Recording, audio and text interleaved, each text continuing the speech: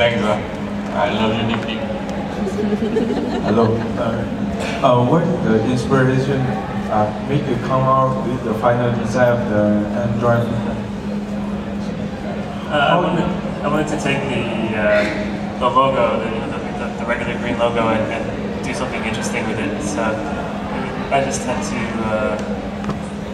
sit down with a blank sheet with all different just outlines of the Android and try to think of interesting versions that I could do, interesting variations that could work with the form and be printed on there. So inspiration depends on which design it is, but it's mostly just, for the first series, series 1, I tried to make things that were relatively simple but accessible, like there's a little office worker, it's pretty simple, and then there's one that's a little bit of a monster, which is more my personal style. But in that case, I had to make everything a little simpler than I usually would. But yeah, I don't know where the inspiration comes from, really. I just sit down and it happens. So my question to you is, do you have both Series 1 and Series 2? Why Series 2 now? Any other questions? Thanks. Don't I will arrow people to ask questions. I know some of you on the floor. Smile some more, smile some more. Any aspiring toy designers? Is everyone lost? Management is not a place to be shy. I'm not wearing tie. Hi, I just want to ask, what do you think makes a good toy in general? Yeah, I think a good toy, for me personally, has to be something that looks good but is also interesting to actually play with. I mean, it's a toy. You should be able to pose it or change how it looks and how it feels. There's a lot of statues that are just, they're statues. They sit there, they look good, but to me they're boring. So I like toys, as evidence in the toys that I make, where you can sort of change their eyes or move their arms or at least pose them in some way that makes them more personal for you.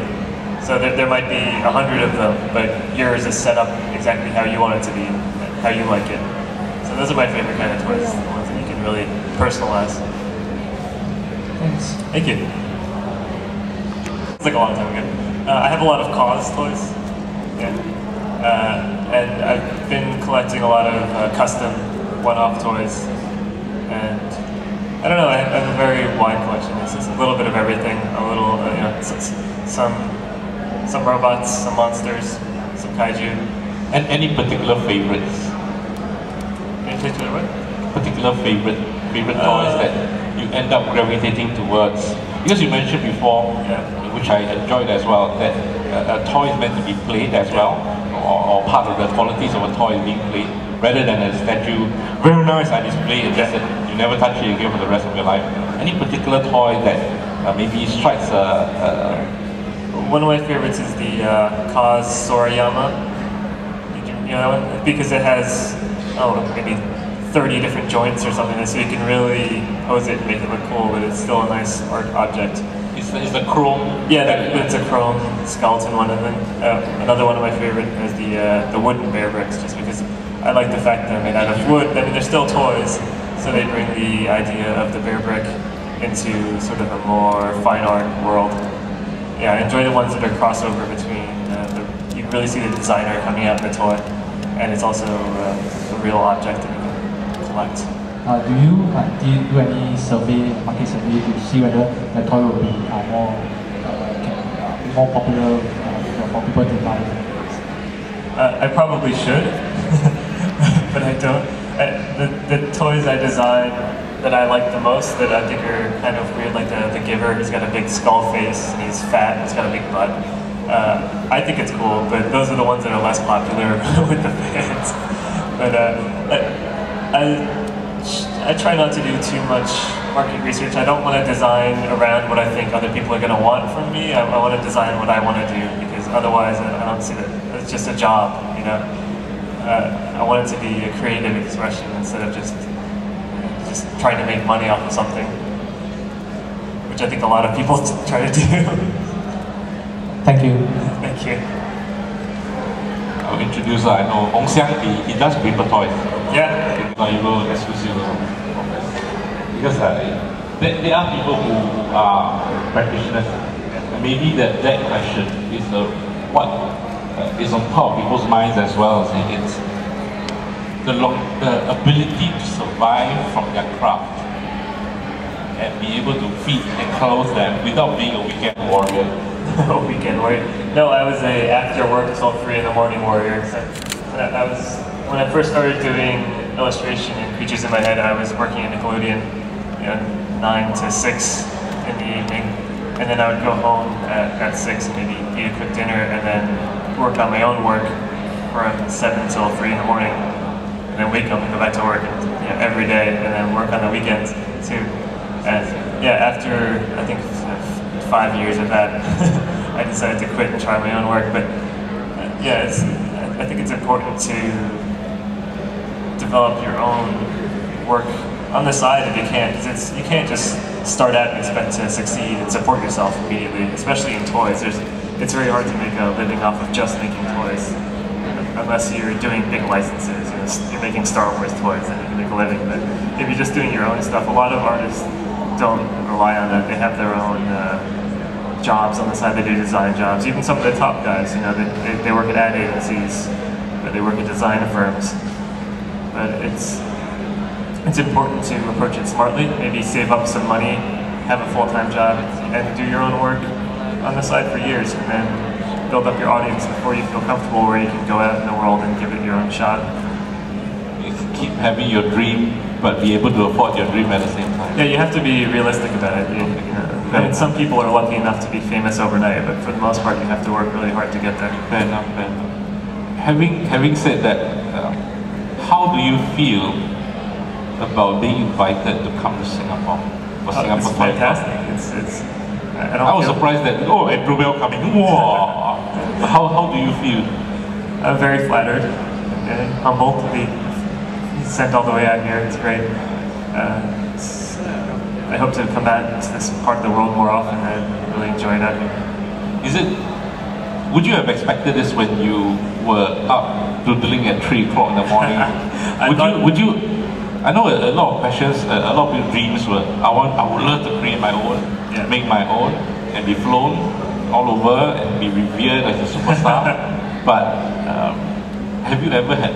No, I never thought I would end up over here doing conventions and speaking to lots of people. I was just happy that I could draw things and people would want to buy it from me.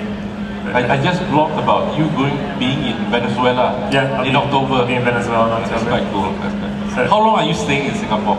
I'm only here till Monday, and then I have to go to Hong Kong and China to visit the factory. Oh, okay, to see Android Series 3. Yeah, make sure everything's working okay.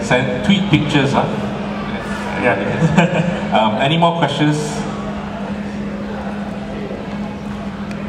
That's Mr. David Cornelius Tan from Filmu in Indonesia.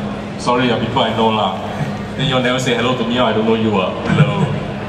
Okay, my question is like your toys, the sashimi ono, and the sushi and the doll, the worryable. Yeah. It's all like sad faces. Sad. Is there a reason? Yeah, there is. I think I draw how I'm feeling at the time, and I've been kind of sad recently. So, and toys are never smiling. Yeah, you can change the eyes; they look happier. And also the ones that are based off of food, those if you ever think about really what it means to be eating sashimi or sushi, something had to give its life for you to eat that. So if you think about it, it's kind of sad, but it's still delicious. So, and I don't know, I think there's a lot of happy art, so I like to make something that's a little different, a little sadder, a little gloomier. But I like to make happy things too. I think if I'm in a good mood, I'll use a lot of bright colors, but for the most part, it's black and white and kind of sad and depressing. Thank you. Any further questions? You know that's a signal, right? Yes, any last question? If you got 5 minutes more, you ask question. After that, then you have to queue up. You ask question now, that means he recognize your face later, can smile more and get more signature. No, I'm just kidding. With I like this question about the sad faces, because it doesn't seem. I remember very clearly one of your customs for Riola, the crayon, which I love because it's so sad. It's all sad faces. It's pardon me if I've not followed you from the initial start of you drawing, but has that concept been consistently like that throughout, and will it linger on, or is that an evolution in the craft that you execute? I think it's been around since I've really been drawing it. The original Ono Sushi drawing was from 2005, so I've sort of had that theme of sadness and loss and being a little bit depressed throughout my artwork. And I think I'll keep doing it, but I also, you see some of my sketches here, there's a lot of smiling monsters and happy monsters, because I'm here and I'm happy and I'm having a good time, so it just comes across. At the same time, I love that there's a lot of creatures, literally creatures in your head, monsters, but they're never malicious, they're just sad. What do you think? Okay, this is a trick question. I'm trying to craft that question as well, because obviously run out of question already lah. It's how do you see art toys? Because this is something which we never really talked about. How do you see art toys progressing as the year heads on? Because starting from, let's say, Michael Lau, where there's urban art toys, then slowly people start to not take as much from the streets, as much as what you have, create your own versus based on something else. Where do you see that direction internationally going? Yeah, well, it's changed a lot over the years, and it started really as an art form, and then there were a few companies that thought they could make a lot of money doing it, so it became less of an art form and more of just a platform to sell a product. And a lot of people have been doing art toys as a vanity project, because it's, I have one drawing, I want to make a toy immediately. And I think those people, there'll be less and less of those people. You really need to have the passion for toys and want to be a creator in that space, because it is expensive and it is a lot of work. It's hard to get into. So I think in the future you're going to have more individual artists who are really committed to toys as an artistic medium, and not just looking to get a quick dollar or to promote their other property, which might be a comic book or something like that. And I think it'll slowly progress where there'll be more interesting materials and sculptural forms, woods and metals, and people will be more accepting of that as collector items. Do you think the word toy impedes what you intend to do? It used to be, we used to call it urban vinyl. In the 90s, the Michael Lau era, the word toy was never mentioned. Yeah, well, it's Hong Kong vinyl and then urban vinyl. Then slowly people started calling it vinyl toy. Then when Raisin came out, it became Raisin toy. But slowly, suddenly it become art toy. Art toy, and then collectible. Art toy collectible. So in that sense, do you think the word toy impedes anything, or does it help? I think it's accepted, and you realize it helps distinguish between something that's perhaps a run of 20 bronze statues that are obviously not toys, and then something that's a few hundred and made of vinyl or made of plastic that is obviously maybe not a toy for children, but it's a toy. It's collectible, but it's a toy. And I think people understand the difference now, and as the generation gets older that's been collecting these, they know that toys are not just for kids anymore. That was their perception a generation ago. Adults don't have toys. And now that we've all grown up with it over the last few years, I think it's okay that it's still called a toy and people will accept it as art. This is daddy's toy. You take another toy for you. That's right, a lot of people have toys for themselves and toys for their kids. Because what you said is very true. The era where you started, I think a lot of us older folks started where toy wasn't readily accepted to be bought by adults. And people especially not for hundreds of dollars. Right, they think buy for kids. And slowly, it seems the collectors that stayed throughout have become older. Maybe my question, which I've not crafted properly, is how that affects the younger group. Because you can't depend on just older generation to buy. Then we buy, we have the buying power. From young, we aspire to buy. When we grow up, we have money, we buy. Yay, we own it. but there's never an active attracting of younger demographic, younger collectors, because they are exposed to toys more so than anyone else than ever before. I used to buy on eBay. Singapore toy shops not so happening. This is like the 4th convention that we have, or 5th, I don't know, sorry, I stroke. So it wasn't as popular as before, and it was harder to buy toys then. But now I don't think we have an issue of buying toys. Yeah. But how to get people over to our side? Over to the dark side of buying toys. I think when it started, the art toy movement, people who were buying them were in their 20s and 30s and older because they were so expensive and they were collector's items that kids weren't buying them because they weren't interested. They were buying cheap Pokemon and things. But as our generation gets older and have kids, I've seen it many times at conventions, and people that I've met that were fans now have their children and they bring their children and they introduce the children to art toys and the children start buying art toys. I think it's also good, one of the good parts of having a lot of people making toys is that there's a wide price range now. So you can buy a $20 toy, it's an art toy, and there's also a $100 toy, so kids can access that level. So you can get an $8 dummy. So yeah, and I've seen a lot of kids decorating their rooms in it. So I think it's just a generational thing. It's slowly trickling down to the younger kids. Was there ever the intention, I know I'm grasping, was there ever the intention with Androids? Because initially when Androids came out, Series 1, it was like, okay, cool, Androids, oh my god, Google. Then you as a designer actually made the difference versus production toy from a company. And it's only when Series 2 came out, when Gary, Scott, and Bruce had the designs, it was like, okay, there's an exposure. Was that ever an intention for the Google toys, or it was just an evolution? To introduce us, to be able to be introduced to the masses.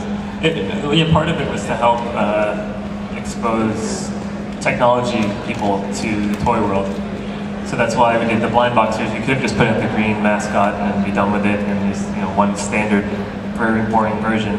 But yeah, I convinced them to let me do the blind box series and then get the artists in there, so that we can have a whole new crowd of people coming in and start to collect toys and discover our world. And it goes both ways too. There were a lot of toy collectors that started buying the toys and then got an Android phone and started getting into Android operating system. So I think it's really helped, and it's gotten a lot of artist names out to people who would not have otherwise seen it. Which I like the concept of, because sorry, not me, but the concept of you are as good as you are, but people don't know you exist. Yeah. It doesn't really matter. It's just you in your bedroom till 3 o'clock in the morning. Yeah, I'm good, I'm the best. Or maybe your father know, your mother know, girlfriend know, boyfriend know, but it doesn't go beyond that sense. So I can't say any advice, because you basically had a lot more advice than anything for this past 1 hour. Any tips for aspiring designers to be able to set themselves on the right path? Again, fame. You can't be shy about your work, even if you're just getting started, even if you're not happy with it. You really have to promote it and push it out. Show it to all your friends, have them show their friends, maybe get some postcards printed up, hand them out to people. When I first started drawing, I printed up a little black and white book that I just had photocopied, stapled together, and I took it to Tokyo and gave it out to people in Tokyo.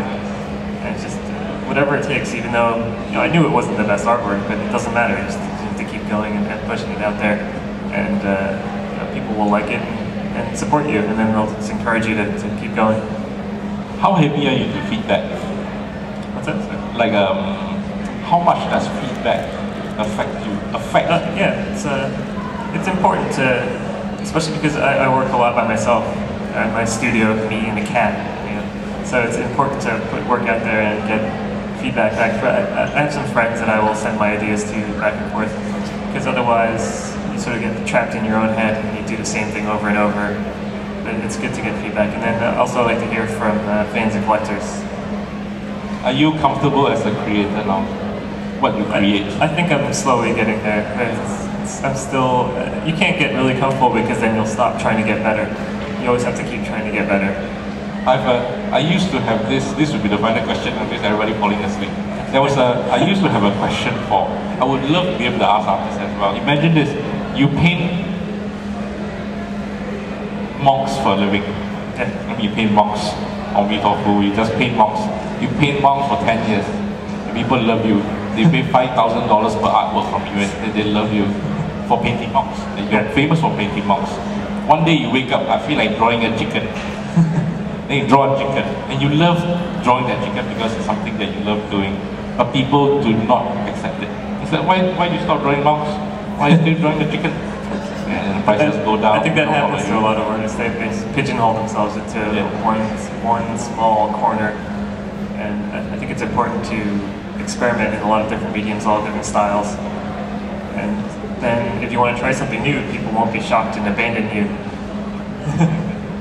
It's important to really just, get out there and do a variety of artwork. But at the same time, there's brand building. People who, you're building your brand as you as an artist as a brand. So you might be drawing that all the time, and that's your brand, that's your logo, and people expect that from you and recognize you for that. And that could be great, and it can be very successful as that. But like you said, if you want to try something else, creatively, which you should as a real artist, you're going to get bored of that eventually. You run that risk that people aren't going to follow you with that new idea or new property. And I have some friends that are comic artists and they'll do a lot of comics, and then they want to try a whole new comic, and they'll lose their entire audience and have to start all over. So it's difficult, but it's something that you can do, but I wouldn't recommend it. Any more questions? One last question, then I'll wrap it up. Now is the only chance, because Andrew will not be speaking anymore. He'll be signing tomorrow from 1 to 2 o'clock. That's it. In silence, I won't talk to anyone. 1 to 2 o'clock. And I would not say he'll be at his booth signing, because I don't think you are supposed to. Are you supposed to sign at your booth? Not really, a little bit. Any questions? Oh, sorry, one more question. Hello. Hey. Andrew. Any idea what is the consideration and concern when you evolve or doing your transition from Nickelodeon to your own stuff? Something like I think the hardest part was trying to have a schedule. When I was working at Nickelodeon, every day I'd be there in the morning and work till a certain time, or have these projects I had to work on. And then when I was working for myself, all of a sudden I'm my own boss, so I can sleep in and I don't have to work, and deadlines are made up by me. And so it's really hard to be motivated and to compartmentalize your day to where you can actually get some work done. I still have a problem with that 6 years later. I'll have projects and they just pile up, and then I'll have to do them all at once at the end of the week when they're all due. And I think another hard part is going from just going to meetings and meeting with a few small people to having to talk to anyone that contacts you. So I get a lot of emails, so I try to keep on top of it, but it's easy to fall behind when you're also trying to get work done creatively. Okay, thank you. Thanks. Any more questions? There's one more.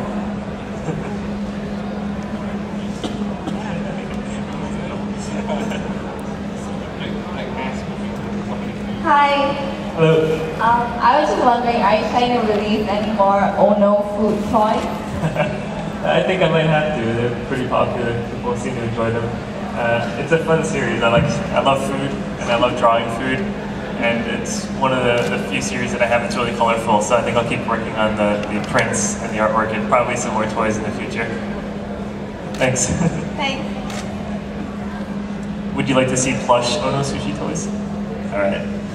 And yeah, that's a good question. Anybody wants to see a plush Ono sushi or sashimi toy? Show of hands, please. There's a couple, yeah. Look, now I'm doing a poll. You better later be in school, you remember you already. Sorry, I'll take a picture for my blog. Oh, yeah. Everybody smile. You're not smiling. Very nice. Okay. What time is it? Do we need to wrap up? Okay. Okay, thank you for attending this session with Mr. Andrew Bell. And again, I'll pitch say booth G26, where it's Ono Sashimi Singapore Red Edition is at, correct? Yeah. And Android Toys, and then he'll be at the booth on and off? Yeah, on and off. On and off, not all the time. But he'll be signing tomorrow between 1 to 2 o'clock at the happening Walk of Fame area, where I saw, I didn't know, where I saw the card that you had provided, the postcard that people can actually draw. So do they need to buy anything? Or No, it's free. It's a collaborative drawing. So you start with a squiggle and then I finish it. I draw a monster around it. So you can draw together with Andrew Bell at this booth. Come draw with me tomorrow at 1 o'clock. Thank you very much for attending. Hope you enjoy the convention. One more round of applause for Mr. Andrew Bell. Thank you.